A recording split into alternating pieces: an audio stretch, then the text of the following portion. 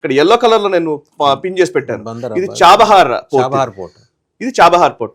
భారతదేశం ఇక్కడ అభివృద్ధి చేస్తోంది యాక్చువల్లీ.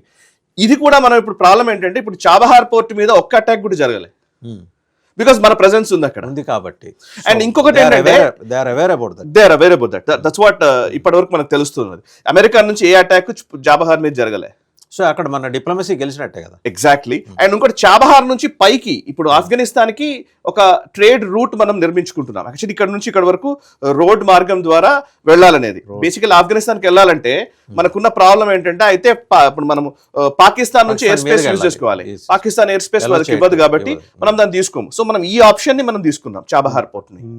అండ్ చాబహార్ కి పక్కనే ఇక్కడ గ్వదర్ పోర్ట్ ఉంటది.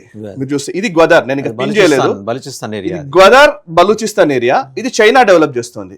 గ్వదర్ కి పక్కనే ఉన్నటువంటి చాబహార్ ని మనం డెవలప్ చేస్తుంది. ఇది స్ట్రాటజిక్ ఇంపార్టెన్స్.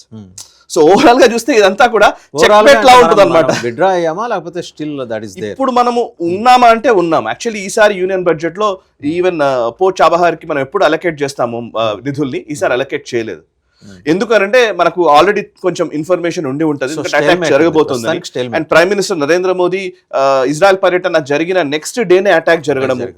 సో అంటే మనం కొంత ఈ చాబహార్ విషయంలో. అండ్ ఇంకోటి ఏంటంటే ఇరాన్ మనతో చాబహార్ విషయంలో పదే పదే మాట్లాడుతుంది కానీ ఎట్ ద సేమ్ టైం మనకి ఇవ్వాల్సినటువంటి ఇక్కడ నిధులు ముఖ్యంగా మనము ఇక్కడ రోడ్డు మార్గాన్ని వేసుకోవాల్సింది ఉండే.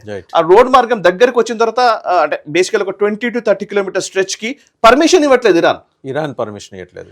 ఇరాన్ ఆ 20-30 కిలోమీటర్స్ అయిపోతే ఆఫ్ఘనిస్తాన్ కి ట్రేడ్ ఈజీ అయిపోయింది. చేంజ్ ఆఫ్ గార్డ్ తర్వాత ఏమన్నా దొరికే అవకాశం ఉందా? మేబీ చూద్దాం. లెట్స్ వాట్ ఇప్పుడు అంతా ఇప్పుడు ఎట్లా ఉందంటే అన్ని హైపోథెటికల్ అంశాల గురించి మనం మాట్లాడాల్సి వస్తుంది. ఎందుకంటే ఇది ఇలా జరిగితే ఎలా, అది అలా అయితే ఎలాగానే మాట్లాడాల్సి వస్తుంది.